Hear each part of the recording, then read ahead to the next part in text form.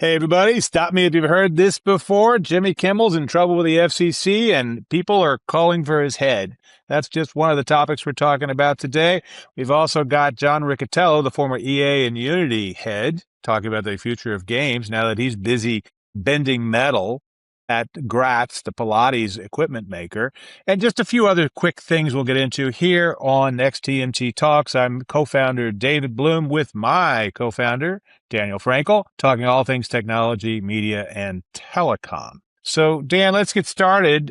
Since apparently this is the thing we talk about after we have a gunman take a literal run at the president at the correspondence dinner, and there's an opportunity to beat up on Jimmy Kimmel, who beats up on Trump pretty regularly, for the fake correspondence dinner that he had days before that made a joke about Melania Trump, who's much younger than D. Trump, having expectant widow face in a divorce. That was terrible. So we must review the diversity, equity, and inclusion provisions of Disney's owned and operated broadcast stations. It'd be ashamed if we had to look at your DEI. You wouldn't want that to happen, would you? Wouldn't want that to happen. Thank our partners at Media Play News. This is our midweek check-in that goes into their publication. Yes, thank you for reminding me. I am up here in San Francisco. As you can see, this is the view from the street corner outside the Italian consulate, which has been there since the 1950s and is a pretty gorgeous view of Marin County across San Francisco's narrow channel into the San Francisco Bay. But yes, Media Play News, our partners in the midweek edition, and we are glad to have them. I've been remiss, distracted. Anyway, this Jimmy Kimmel thing, what do you think? What's your take? What's my take? Well, I think we discussed this. It seems like a distraction from, we're not talking about Iran. We're not talking about Epstein. We're not talking about the gas prices. We're talking about Jimmy Kimmel again. So it's one distraction. So much better to talk about that than war or pedophiles or whatever. It's not like or a bad economy. Like who wants to talk about those things? Let's talk about expectant widows looks. Right. Like it's not even an off-color joke. When it was told, it was talking about a woman who looks miserable most of the time around a man who's going to be 80 next month or soon. Showing some signs of perhaps cognitive decline. Majority of Americans don't trust this man. They don't like this man. Jimmy Kimmel appeals to that audience. Free over-the-air broadcasting uses the First Amendment. If you like the president and support him, then he's not speaking to you, and you can watch something else. I watch the FCC under the auspices of Trump, Brendan Carr, kind of try to manufacture, goose up these cases. We need to save broadcasting and keep the NFL from practicing free market economics because we need to save local news. If you wanted to save local news, you'd have done something 30 years ago. That stuff has been on the way down or spent more money on local news. Hey, there's an idea. That's weird, but there's an idea. So instead of just reaping pretty high profit margins for decades as station owners, listen, what do I know? I do think that the winning media company in all this that's going to be on the right side of history, that's going to profit the most, is the one that makes an uncomfortable stand now. And we had talked about, it's not new. It's about 9 months old. Laura Martin, the Needham analyst, said, I don't see economically how it benefits Disney to stay in free over-the-air broadcast. Their futures in streaming, and just pick up the tent and leave. If Nexstar, Sinclair, and the rest of them feel like they don't need ABC's woke programming, well, you don't have to have it. What happens? And how much is your broadcast network? I mean, how much is your broadcast station worth without, I don't know, Abbott Elementary on it and the NBA and the NFL? That is one of the key, I won't call it flies in the ointment, in her very entertaining suggestion that also makes a lot of sense and I think will make a lot more sense in about 5 years, right? In about 5 years. For now, I do believe if we survive this thing and we have a new Democrat to use the majority of government or Republican government, whatever it is, that's not this one, that respects the system and respects law and order and respects free market economics like we have them with some controls. The company that didn't put up with this and made a bold stand will look pretty good. Probably. I think that history will treat some kinder than others. I I'm fascinated to see how this one plays out. I think it feels very familiar because it literally was Jimmy Kimmel said a bad thing. It really didn't seem like it was that bad last summer that led to the Laura Martin suggestion. I mean, her point was just take all your programming, move it to ABC.com and Disney.com and Disney Plus / Hulu, with however long Hulu survives, and the ESPN app. Right?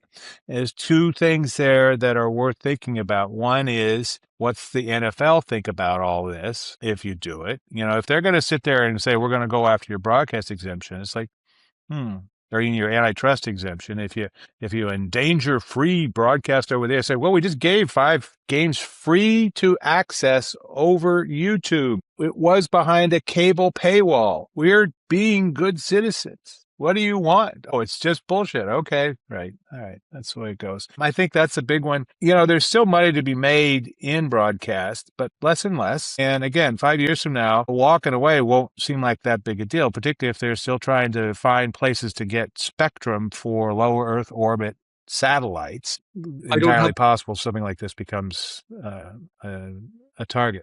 In that I don't know the specifics. Laura did. She had all the immediate costs that are involved with such a transition. It's obviously a complex one with a number of costs and opportunities and variables based on strategy. But yeah, I mean, your partners are getting the same heat. You're speaking of the NFL. The NBA hasn't, but you know, maybe these are talks that are ongoing. I don't know. I mean, it seems to make sense to me. It's an right. Roger Goodell is already reopening NFL contracts ahead of a 2030, was it 2031, I think, expiration date? 2029. Well, no, the 2029 was the look-in provision, but I think maybe it was 2033.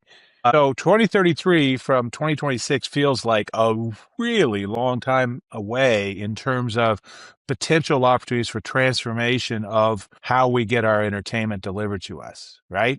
It's like, what's that even look like? I mean, so in some ways, if somebody like Josh D'Amaro, the new guy, so the other thing I wanted to get into was, you know, there's a lot of takes on this is Josh D'Amaro's first challenge. Like, no, it's not. First week he's there, he says we're laying off 1,000 people in some key areas that are kind of fading, like home entertainment marketing. Not selling a lot of DVD steelbooks anymore, so we're going to pull back on some of that. So he was already beginning to shape some of the company's focus going forward. They've already put $60 billion down to build out more of their experiences stuff, all the things that Josh oversaw for the last 7 years. And clearly the in-person experience is more valuable to Disney than content that can be mocked up and faked and generated for very little money on the interwebs. But D'Amaro is the guy to make this decision. It was not going to be Bob Iger, who started out as a weatherman in local broadcast and made his way up, obviously, and had one of the great runs of any CEO in the last 30 or 40 years. But he was not the guy to say, we're no longer doing broadcast, because it's in his DNA.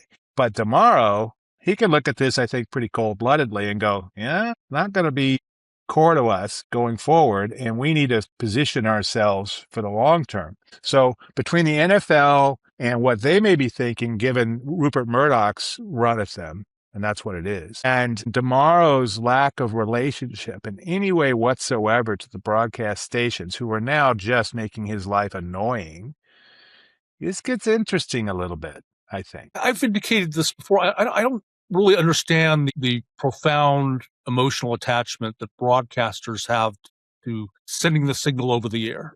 I mean, you're still like marketing. Well, they've been doing it for 80 years. That's part of it. I mean, 70. That's callow to say, but the allegiance to just the format and the kind of inability to imagine doing it a different way. And it's just. Well, but I mean, in their defense, and this is a very small defense, it's not that different from the guy who spent 30 years working for a newspaper and can't imagine communicating text-based information in any way other than on a piece of paper that is printed on and output into a truck and delivered to somebody's home the next morning. They can't think of themselves as anything other than a newspaper person, as opposed to a journalist who does text-based reporting that shows up in people's cell phones minutes after you hit publish, et cetera, et cetera. I mean, the things you do are different from the ways they get conveyed. It shapes some of what you do in terms of the context of the pipeline, but it's not what you do. So that's, I think, part of the issue. Let's talk about Abbott Elementary or Monday Night Football over broadcast. So most of people get it through a pay TV provider at this point. They get still. Right. Well, that's the other thing. Broadcast is about 15 million homes. Right. Straight, only broadcast over the air.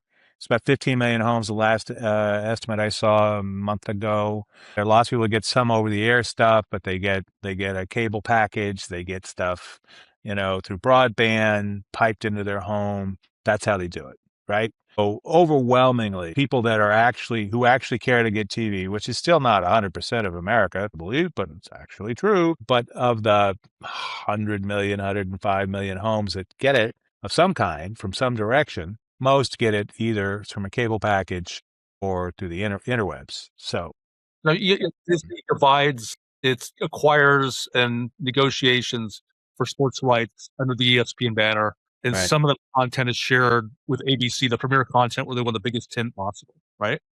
Right. So you're talking about 15 million homes is the size of that outside that tent. Basically, that's the ones outside the tent. Yeah. Well, that's not inconsequential. That's a fair number of houses, but it's not. It's not. I mean, some of that's folks who have decided to live in places that are not easily accessible by a pipe laid in the ground. I mean, a cable, coax cable, or a fiber connection, or even now. I mean, again, low Earth orbit satellites, the thing that Elon talks a lot about, now Jeff Bezos talks a lot about with Blue Origin. Those low Earth orbit providers have enough bandwidth to perhaps provide a pretty good example. DirecTV is still there, however limping along it might be. I don't think there's much left of EchoStar, but they do have a few customers left. There are ways to get TV, if you want it, through a variety of pipelines that are not dependent on broadcast. And how much of the ad community says we want to reach the audience through linear broadcast? Less and less. But anyway, I think it's less and less just because that audience tends to be pretty old, older than me, which is old, like really old. It tends to be old, and they're not the ones that are going out forming affiliations with specific brands on their way up as they're building households and all that stuff. So there's definitely a market.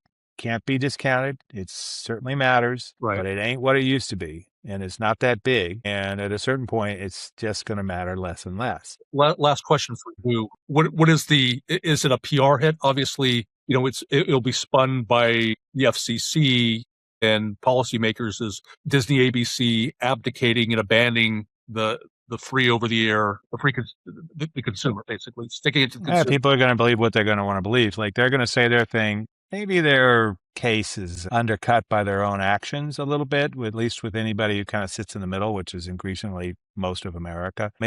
They're crying fake news about everything except the things that serve them, tends to undercut their believability. That being said, there are people that believe them no matter what, and that's just what that's going to be. So you take your hit. What, you're not going to go to Disneyland? You're not going to take your kids there? Maybe you're not. Or maybe this will blow over and you can say, oh, well, watch it on YouTube, which is probably much more likely. Or YouTube TV. The FCC, Brendan Carr, just for a second. Other agents, even Pam Bondi, some of Trump's demands, she was like, yeah, we'll get it done. And she would slow walk them, investigations of certain people that she couldn't produce a case for. Or she didn't have a prosecutor in that district that actually could bring the case. But right. Minor detail. There were limits to what she would deliver. With Mama's boy, Brendan, it's just like, whatever you want, I don't know how unreasonable.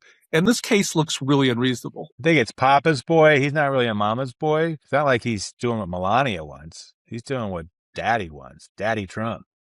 Sure. Whatever you call him, he's a Nepo baby, though. He's a Nepo baby in Washington, which is not the same as like Kate Hudson, Goldie Hawn's daughter. Powell and a bunch of other former heads of the FCC are talking about maybe it's not such a great idea to have him around. Well, great, fine. I think Trump has to fire all of his female cabinet members first. It seems like he starts with the women, fires all of them, and then he'll start with some of the boy clowns. Just kind of how Daddy Trump likes to do it. It doesn't feel like Michael Powell's, I'm sorry, Brendan Carr's in danger at all. It feels like he's look, he's loyal, responsive, aggressive in stating the case for the Trump. I don't see him as being obvious.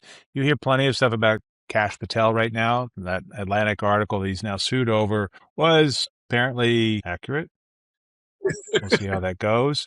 But, having a guy who's technically your FBI director, but spending his time in Las Vegas at the Poodle Room, which is a lovely place, by the way, in the Fontainebleau Hotel, which is a great hotel, but not where I want my FBI director to be holding court most Yeah, weekends. he goes there, like, according to the Atlantic, regularly. I mean, he's regularly on the plane. He's like a lead poodle of the pack. But anyway, regardless of that, Kash Patel's vulnerable. There's a few others. We just lost the labor secretary. I don't think Carr is going anywhere anytime soon, other than the usual attrition that hits every administration's department heads, usually after the midterms. If they're a big political liability like Bondi's become, they're out before the midterms to try to make things okay, or the Kristi Noem even more so because of the ICE debacles. So that was hurting their chances in the midterms. But usually people do a couple of years, 3 years. There aren't that many that stick around for the full term.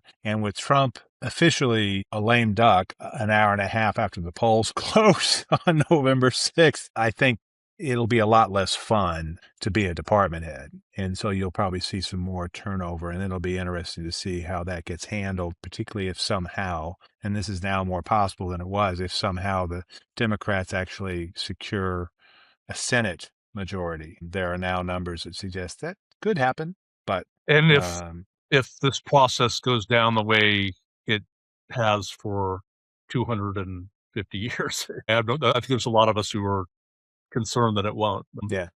So just getting quickly, you got to fly home through the rest of the issue. Roku reports earnings tomorrow. They've already given a highlight. They're past 100 million. Past 100 million, baby. They're 9 figures. They've got to deal with Versant for contact. Versant. I'm going to say Versant. It is part of our show's traditions. It is Versant. It is a French pronunciation. I leave that to you, or Europhile. Oui, Roku oui. is also going to deal with Best Buy and Instacart to package ROI information, point of sale stuff for its advertisers. So their stock is way up recently, up over 20%. Interesting to see what happens tomorrow. Also going to look at a new Google broadband technology that's supposed to challenge Starlink and Amazon Leo. So that's what I have. Okay. What are you doing? All right.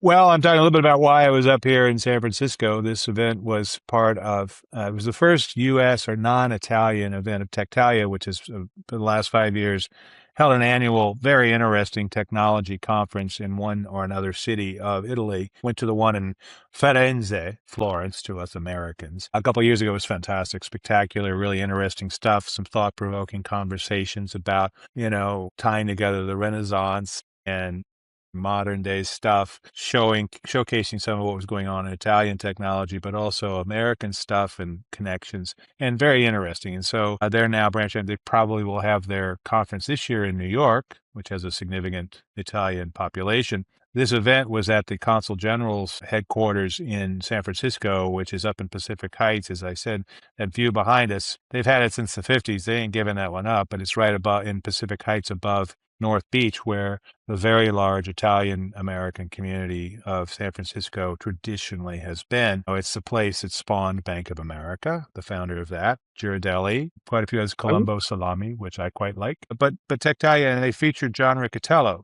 in a Q&A with Gabriel Schlesinger, who is the founder of Tectalia. Just talking through, John's had a very interesting career. He did a bunch of consumer product stuff, working at companies like Clorox and Pepsi, then shifted into games. For 10 years, he ran Electronic Arts as a CEO. He was a consultant at a crucial time for Oculus before it was bought by Meta. And he ran Unity, the tool maker for games, for 5 years. And, he had a point. I asked him, specifically when the Q&A opened it up to the audience, I said, this game business kind of having some challenges. What do you think about it? I mean, he's now he and his wife bought a Pilates maker called Gras, very, very well-regarded Pilates machine maker, but was having a lot of financial problems, based in Philadelphia. Machines? Yeah, Pilates machines. So they're actually manufacturing, they're bending metal, they're melting it and bending it. And initially they couldn't find Americans to do this. They said, we were hiring people from Afghanistan who knew how to work metal. We're talking about AI and I'm doing like real world stuff for bodies because he had like a serious accident 25 years ago, really left him kind of broken and got into Pilates there. It really saved his life. He's got this network of Pilates instructors in cities around the world that he checks in and he's doing all this stuff. I But they didn't bought, I'm broken. yeah, well, you might want to do it. But Gratz is thriving, though. They've had it for a couple of years. He's been working pretty hard. It's really hard to do manufacturing in the United States, with the healthcare costs. He spends $13,000 to $14,000 a year per employee on healthcare. An overseas guy doesn't have to do that because maybe you've got national healthcare in France or whatever. But that being said, they're building expertise. He's using AI to do all the things CEOs do, but this is real world non-AI stuff in terms of building the machines. And they are doing well enough. They've hired about 35 young graduates from this country with mechanical engineering backgrounds, et cetera, et cetera. They're building a 300,000 square foot new factory in the Philadelphia area. So they're making it work. And he looks annoyingly good. I mean, he looks great. He's got to be in his early 70s now.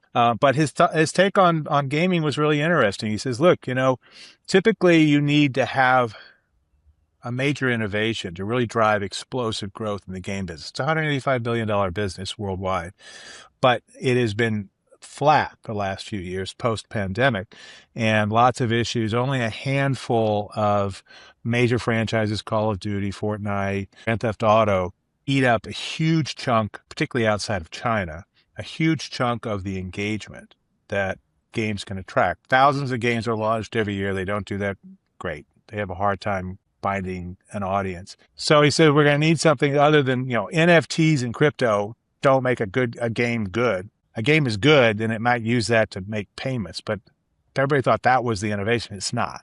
And then they thought, oh, we'll take a game and we'll just put it in AR or VR and that'll make cool. But it's like, no, it's just still the same game. It's like, why would you bother to have a VR headset when it's still the same game you can play on your computer or your phone or whatever? So we need some more innovation.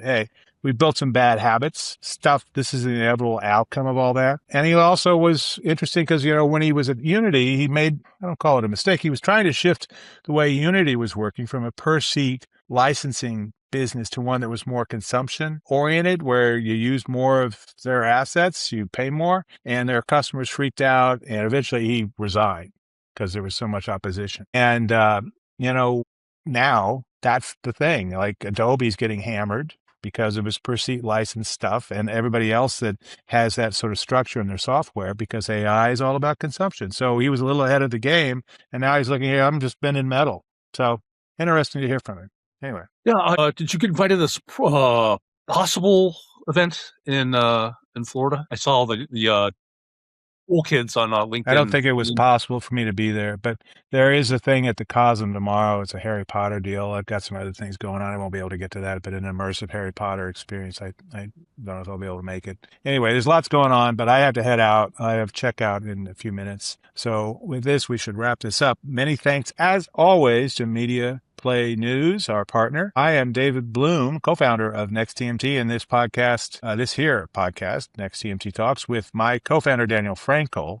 Like, share, subscribe at Next TM, as in media, t.com. You can get the podcast, you can get the newsletter, which comes out twice a week, and the podcast is out a couple times a week, and we are getting ready for the Stream TV Denver show. We'll be putting out way too many daily episodes, but loving sponsors, loving your contributions. Keep us in mind. If you're in Denver, come see us. Looking forward to talking to you with all of that. This is David Bloom, over and out.